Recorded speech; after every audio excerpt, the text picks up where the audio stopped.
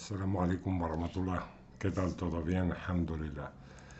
Voy a leer el mensaje de un hermano que dice así. Una pregunta. ¿Los diccionarios y esos libros de la lengua árabe estaban antes del profeta Mohammed o después de la revelación?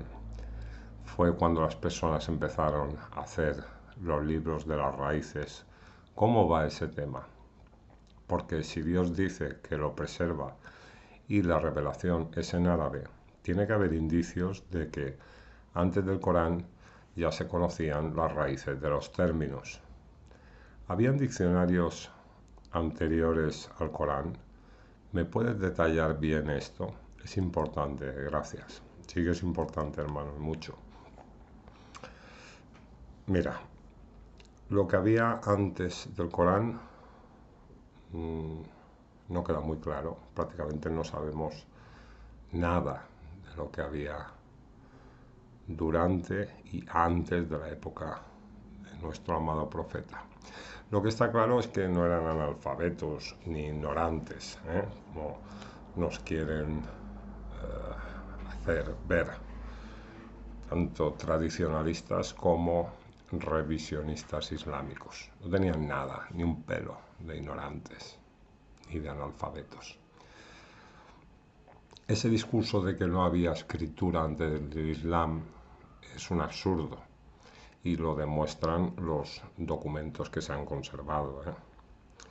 Se han encontrado escritos en los que ya existe el punteado en las letras y son más antiguos que el Corán. Por eso hay que ir con mucho cuidado con lo que leemos por ahí. Hay que profundizar. También las letras del abecedario árabe dicen que no existían todas en la época del profeta. Resulta que después hay manuscritos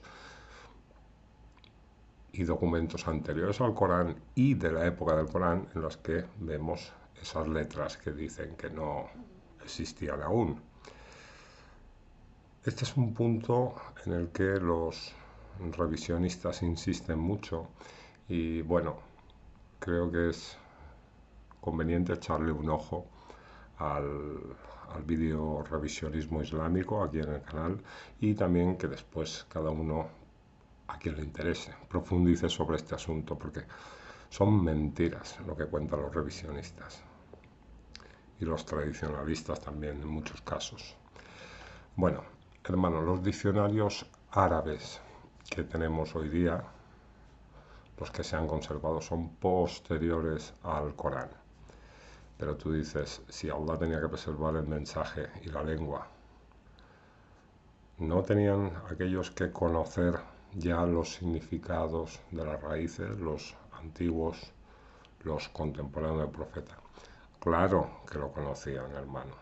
Pero te voy a explicar una cosa, mira. En la época del profeta la vida era muy sencilla y los términos que utilizaban eran muy generales. Lo que ocurre es que las raíces, digamos, con lo que se construye cada palabra, son, digamos, pequeñas estructuras muy profundas que dan para construir muchas acepciones. Pero tenemos que construir esto al revés. Es decir, de todas las acepciones que se pueden construir, cuando las juntamos todas, es de ahí que debemos obtener el sentido básico de la raíz. Es decir, esta raíz que aparece en distintas palabras que tienen distintos significados, cuando las tomamos todas es cuando nos hacemos la idea de el sentido básico que tiene la raíz. No al revés, hermano. No es que de una raíz salgan todas aquellas palabras. Es que de todas las palabras concluimos que existe una raíz común y que encierra un concepto básico.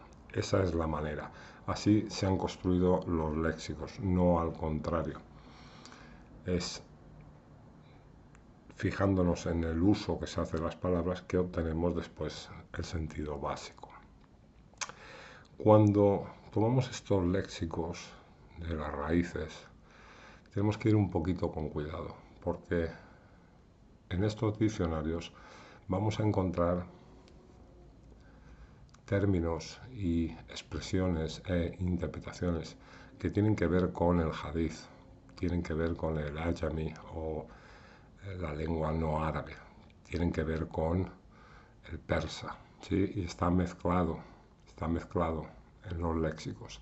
Entonces hay que ir un poquito con cuidado con esto. También en los léxicos encontramos expresiones que son postclásicas, es decir, que no se utilizaban en aquella época, se han construido después y muchas veces se incluyen también en los léxicos. Otro elemento que encontramos en ellos es el de la poesía preislámica. Hay fragmentos dentro de estos léxicos en los que se explica un término a través de esa poesía preislámica. Esto sí está bien porque nos da detalles y a veces explicaciones bastante completas sobre algunos de los términos que aparecen en el Corán. Entonces, este sí sería un elemento interesante, el de incluir, como vemos que está incluido, la poesía preislámica en muchos de los léxicos.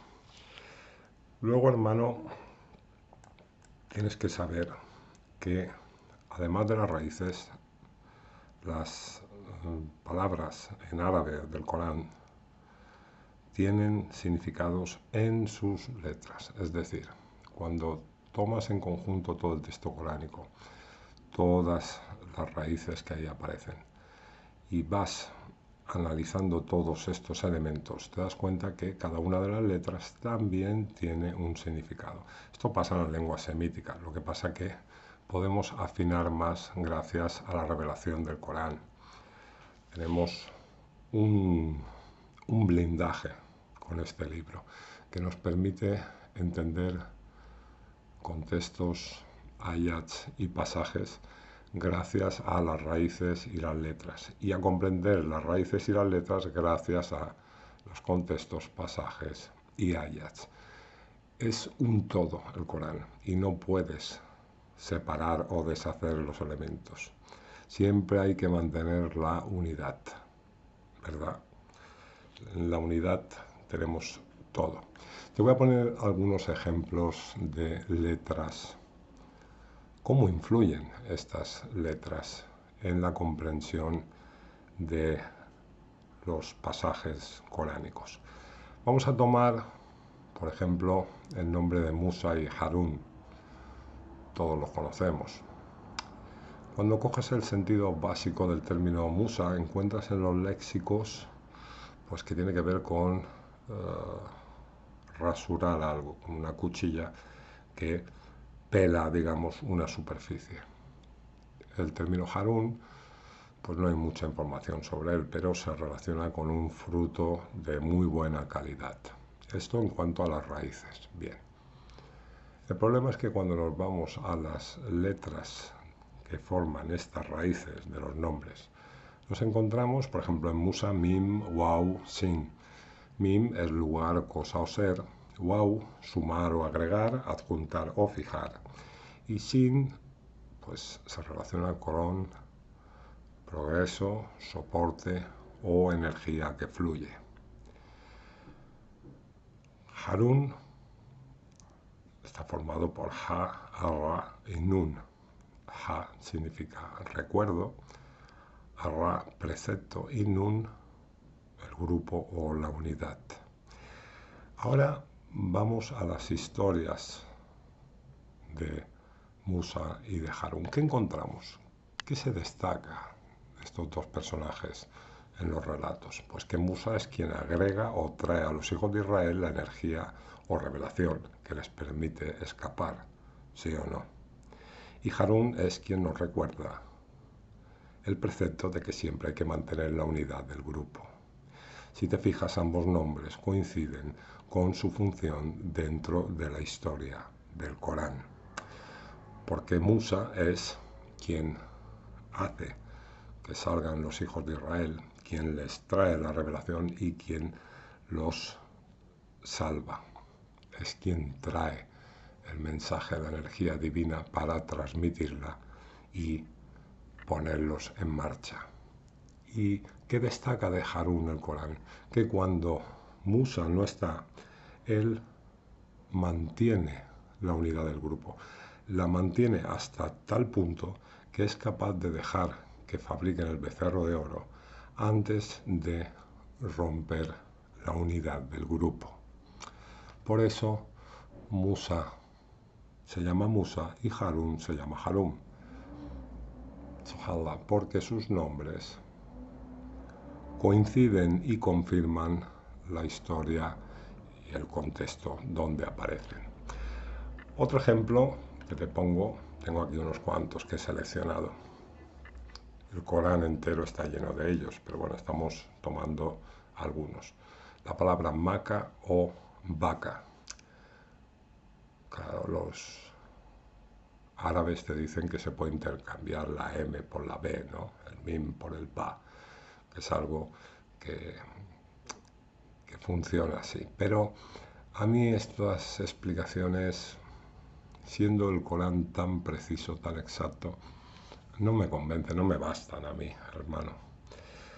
Mira, cuando tomas, por ejemplo, el 396, versículo 396, dice: la primera casa erigida para los hombres es ciertamente la de Baca, casa bendita y dirección para todos.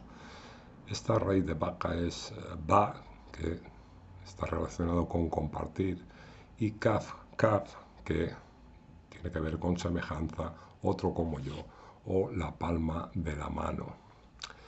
Cuando tú tomas estos sentidos que forman la raíz, la letra de la raíz, te das cuenta que se está hablando de compartir, de manos que comparten. Se trata de la casa compartida donde todos son iguales. Lee el versículo 396. Es la casa que comparten todos los seres humanos. Por eso se ha puesto la letra Ba en esta palabra, porque guarda relación con compartir. Pero después nos vamos, por ejemplo, a 48:24 y leemos: y es él quien en el valle de Meca, con Mim, con M, no permitió que ellos os agredieran, ni que vosotros les agredierais después de haberos dado el éxito sobre ellos. Ciertamente, Allah ve todo lo que hacéis, ¿no? Subhanallah. Aquí el Mim, que sabemos que significa lugar, cosa o ser, es la letra que se ha puesto al inicio de la palabra. Después las otras son iguales en la raíz. Kaf, palma de la mano. Claro, ¿de qué nos está hablando? 48:24. De que es el lugar, Meca, donde ambos grupos no se pueden poner las manos encima, no se pusieron las manos encima. Fíjate cómo la raíz Mim, Kaf, está hablando Mim, lugar, Kaf, la mano, Kaf, la mano. Es el lugar donde las manos no agreden al otro. Es curioso, pero así está construido el Corán. Por eso aquí hay un Mim, porque está hablando de un lugar que es el valle de la Meca. Y en el otro lado hay un Ba, en el 396, porque se está hablando de una casa donde se comparte las cosas de Allah. Bien, por ejemplo, otro término sería al-Kafirina. Si te vas a 30:45, dice: para que él recompense con su favor a quienes hayan creído y llevado a cabo las acciones de bien. Es cierto que él no ama a los incrédulos, al-Kafirina. Si te fijas, aquí se nos está dando el término kafirin como contrario a creer y hacer las acciones de bien.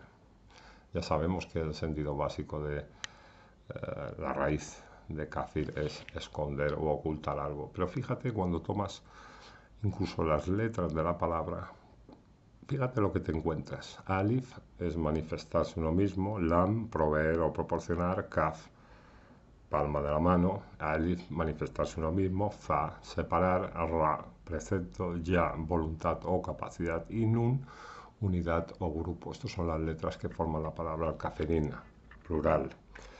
Entonces, cuando leemos el ayat para que Él recompense con su favor a quienes hayan creído y llevado a cabo las acciones de bien, es cierto que Él no ama al kafirin, es decir, a quienes solo se proveen sus propias manos, manifestando así su separación del precepto que nos llama a poner nuestra capacidad al servicio de la unidad, esa unidad de que estamos hablando, de Allah y del grupo. Esas son las unidades que nos interesan.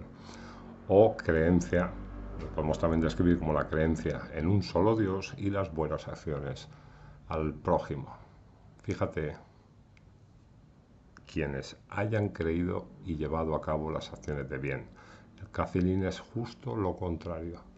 Las letras que forman la palabra kafirín no lo están confirmando. Luego, hermano, me haces dos preguntitas en relación al versículo 2:248 y 2:249. En 2:248 su profeta les dijo, la señal de su soberanía será que os traerá el arca. Este arca lo traducen como arca, pero tiene muchos significados en árabe. Lo que pasa es que, claro, como siempre tomamos de la tradición judío-cristiana, pues ya decimos arca, ¿no? Si buscas en los léxicos hay muchas opiniones diferentes sobre el significado de esta palabra. Luego lo vamos a ir a la base del término. Nos traerá el arca llevada por los ángeles en la que hay sosiego procedente de vuestro Señor Sakina. Y también una reliquia de la familia de Ahl Musa y de la familia de Harún. Realmente ahí tenéis un signo si sois creyentes y preguntas, ¿qué es este arca? Bueno, este arca yo no sé lo que es, pero sé que está formada por la raíz de tauba, que significa arrepentimiento, volver a Allah. Luego me dices, ¿qué son estas reliquias? La palabra reliquia, esta palabra en árabe, significa algo que se conserva en su estado original. Ese es su significado más básico. Y tú dices, ¿qué prueban esta señal, este arca, esta reliquia?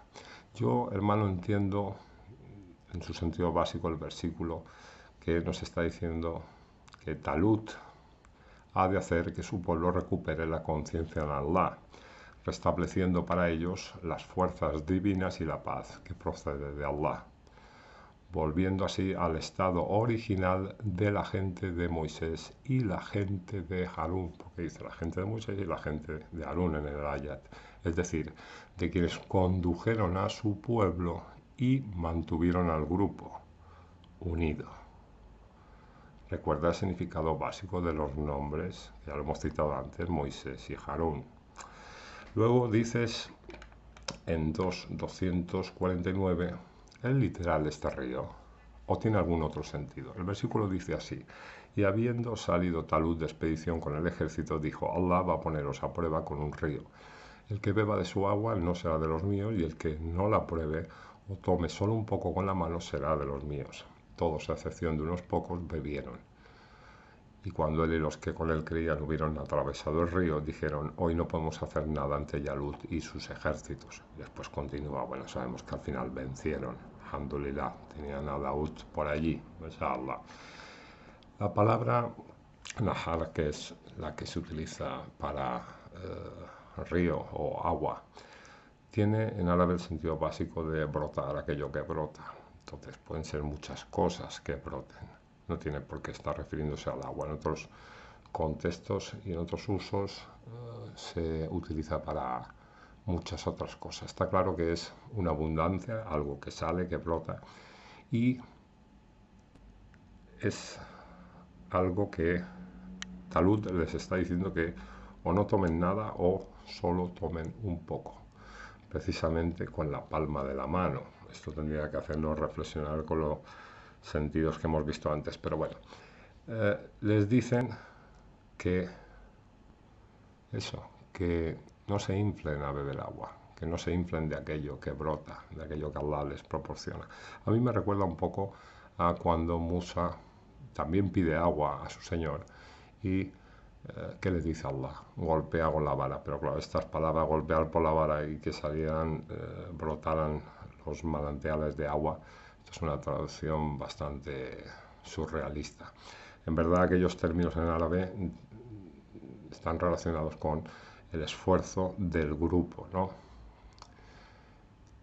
¿Qué significa? Que ellos se tuvieron que esforzar en ese momento que estaban escapando para conseguir el agua y Allah les proporcionó el agua o cualquier otra cosa que brota. Por otro lado, hay que ver que Talut no está escapando, están dirigiéndose a la guerra. Entonces, el contexto es distinto. A mí me da, hermano, que esto tiene mucho que ver con disciplina. Sabemos por el Corán que los militares son disciplinados. Recuerda a Suleimán cuando está pasando lista y el pájaro que dicen que es un pájaro que viene volando y le cuenta. Bueno, es la figura de un militar realmente. No es un pájaro que vuela y cuenta historias. Es un ser humano, ¿no? Vemos que son muy estrictos los militares, o tienen que serlo. Así nos lo muestra el Sagrado Corán. También si nos fijamos hoy en día, los hijos de Israel hoy en día, cómo gastan dinero en defensa, cómo hacen que todo su pueblo pase por el servicio militar obligatorio. Esto lo siguen llevando a rajatabla ellos, esta disciplina en cuanto a lo militar. Pero bueno, hermano, hay muchas formas de interpretar esto. El Corán es un mar muy profundo que no te lo terminas. Y yo simplemente me he dedicado a hablarte un ratito sobre estos asuntos. Te mando un beso muy grande, Barakallahu fik, que Allah te bendiga a ti junto a toda tu familia. Salam alaikum wa rahmatullah.